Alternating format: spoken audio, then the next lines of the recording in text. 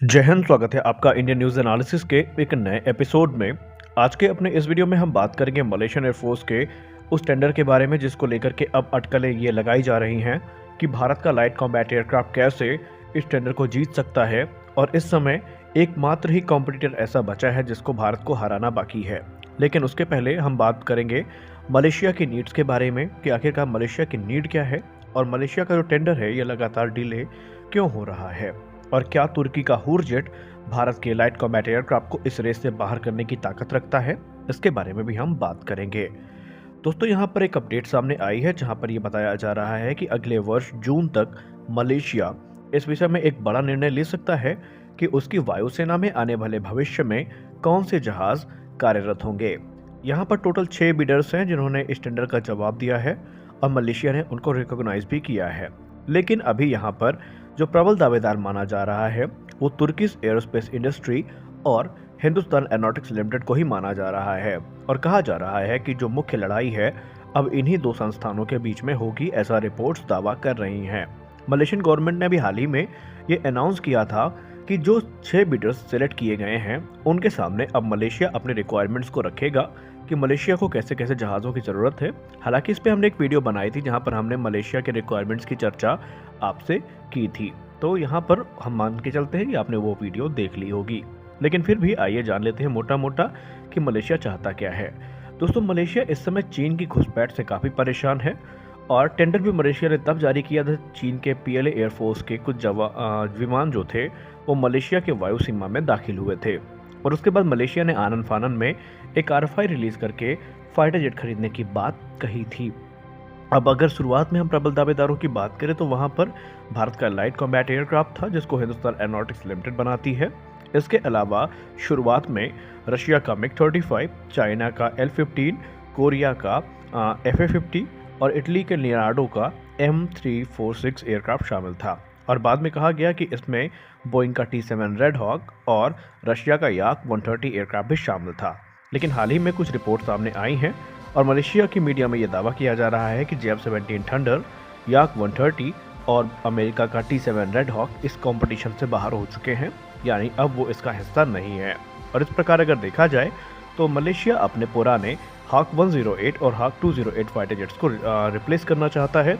लेकिन यहाँ पर मलेशिया की शर्त ये है कि जो भी एयरक्राफ्ट इनको रिप्लेस करें वो इनसे ज़्यादा अच्छी कैपेबिलिटी में होने चाहिए। एक रिपोर्ट ये भी दावा करती है कि मलेशिया ने जितने भी 6 कंटेंडर्स हैं उनके सामने एक शर्त रखी है कि जो भी मलेशियन एयरफोर्स का हिस्सा बनेंगे जहाज़, उनको बनाने वाली कंपनी इस चीज़ को पहले सुनिश्चित करे कि तकरीबन मलेशिया में बनाए जा रहे 30% जो प्रोडक्ट है जो कि लोकल मलेशियन फर्म्स द्वारा बनाए जाते हैं उनको उन्हें एक्वायर करना पड़ेगा। और इसके अलावा मलेशिया की शर्त ये भी है कि जो एयरक्राफ्ट वो सिलेक्ट करेंगे वो 2055 तक तकरीबन उनकी सेना में रहेगा। और तब तक जो कंटेंडर्स हैं या जो वेंडर्स हैं वो इस चीज़ को सुनिश्चित करें कि 2055 तक की जो सप्लाई लाइन है वो उनकी रह पाएगी, ताकि मलेशिया को आने वाले भविष्य में कोई दिक्कत ना फेस करनी पड़े। अब यहाँ पर प्रॉब्लम ये है कि तमाम अलग अलग जो डिफेंस एनालिस्ट हैं वो अलग अलग प्रकार की बातें करते हैं। अब आइए जान लेते हैं तेजस क्या है और तेजस की कितनी यहाँ पर दावेदारी मजबूत है। तो हिंदुस्तान एरोनॉटिक्स लिमिटेड ने अभी हाल ही में लाइट कॉम्बैट एयरक्राफ्ट को दुबई एयर शो में प्रदर्शित किया था, जहां पर इसके एक के बाद एक एयर शो आयोजित किए गए थे। और उसी दौरान HAL chairman are Madhavan sir ने यह कहा था कि बहुत सारे देश ऐसे हैं जो इस समय तेजस को पसंद कर रहे हैं और उस पर इंटरेस्टेड है।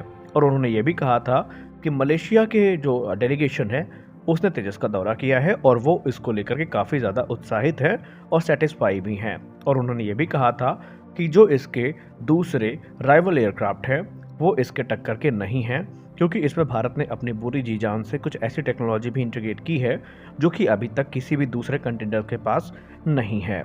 HAL प्रमुख ने यह भी कहा था कि अगर मलेशिया इसको सिलेक्ट करता है तो आने वाले निकट भविष्य में मलेशिया में ही लाइट कॉम्बैट एयरक्राफ्ट के लिए एक पूरा लॉजिस्टिक बेस तैयार किया जाएगा और ये सुनिश्चित किया जाएगा कि तेजस की जो मेंटेनेबिलिटी है और सर्विसेबिलिटी है वो किसी प्रकार से प्रभावित ना हो।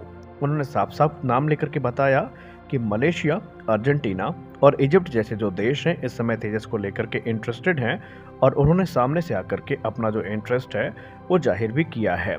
अब क्योंकि मलेशिया को इस समय 36 की संख्या में जेट चाहिए, जिनमें से ये 2 फेजेस में जेट खरीदे जाएंगे। 18 जेट्स का पहला फेज होगा और दूसरा जेट भी 18 जेट्स का होगा, या दूसरा फेज भी 18 जेट्स का होने वाला है।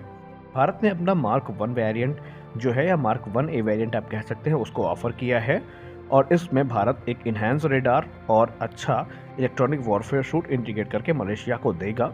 भारत ने यह भी कहा है कि अगर मलेशिया चाहेगी तो उसके हिसाब से जेट को यहाँ पर कस्टमाइज भी आराम से किया जा सकेगा। शुरुआत में ये माना जा रहा था क्योंकि इसमें इजरायली कंपोनेंट्स का इस्तेमाल ज़्यादा किया गया है, इसलिए मलेशिया इसको ना ले। तो अभी हाल ही में एचएएल चेयरमैन ने ये बात साफ कर दी है कि जो जेट मलेशिया को ऑफर किए जाएंगे वो पूर्णतया स्वदेशी तकनीक पर आधारित होंगे, फिर चाहे वो इसका रेडार हो या इसके दूसरे कंपोनेंट्स हों। इसमें मलेशिया को चिंता करने की ज़रूरत नहीं है।